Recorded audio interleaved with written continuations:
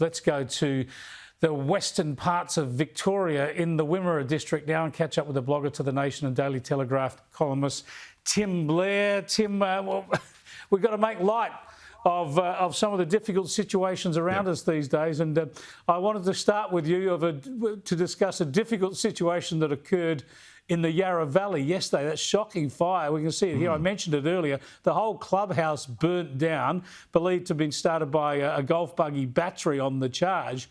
But what about this photo of a couple of golfers who thought they'd help out and mourn the loss of the clubhouse just after they finished this round? That is so beautiful. There was a case a few years ago, many years ago, actually, decades ago, in Las Vegas when a fire broke out in one of the casinos, one of those huge, casinos on the main Las Vegas Strip. And it was a great case study on who's the most addicted to gambling because, the people from all the tables left, all the card players left.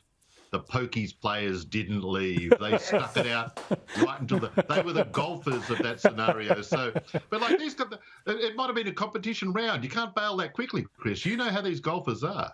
Paul Murray is cheering you from the man cave as we speak, being a committed pokey player. Look, I feel for that guy. He's putting for par, and the bloody clubhouse is on fire. He's worried that his ute's a bit too close to it, but I'll just try and get the par first. I mean, that's the way these things roll. Well, how worried would he have been if he owned a Tesla and there might have been a battery issue? I mean, it's all getting a bit scary for these types out in the golf courses. Actually, I saw some stuff today. I think it's a bit old, but I think it still goes on. A lot of the Tesla assistance vehicles, when your car goes flat or misfires, your Tesla, they send out a Ford petrol vehicle, a Tesla Ford petrol vehicle to help you out. And that leads us to this next issue and these concerns about electric cars and charging them in the cities where there's just not the infrastructure. People running extension cords out across the footpath and the like. I think we've got them here. They're a risk to public safety. I know this happens a lot around Paddington and those sorts of areas, Darlington in Sydney, probably all around the country. Have a look at this bloke. He's got the tape or something on the footpath just to make sure. Look, collect my bin, but don't unplug my charger. Now, you consider what kind of a litigious kind of era we live in.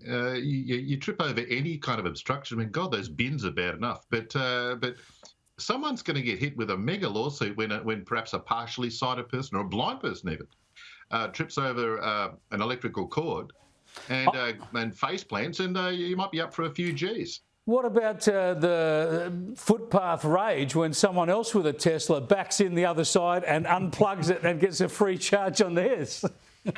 Or you could piggyback with a couple of the old-fashioned double adapters and just run your thing off someone else's cord. Exactly, way to go. They can afford it.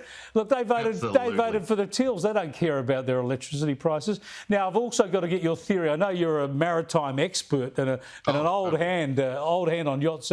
We saw Clive Palmers' super yacht run aground just off Singapore near Sentosa Island there. Any theories as to what went wrong here?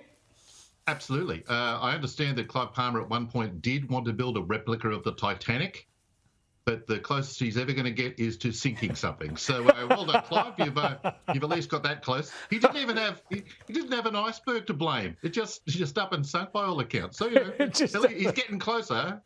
It's no Titanic, but yeah, he managed to hit something. Well done. I thought someone might have just said, "Hey, Clive, could you just fetch that drink from down the back of the boat?" But not the case. It's the Titanic. That you can't make those jokes, you terrible person. Sorry. Yeah, I can't be fattest. Thanks so much for joining us, Tim. We'll see you next week.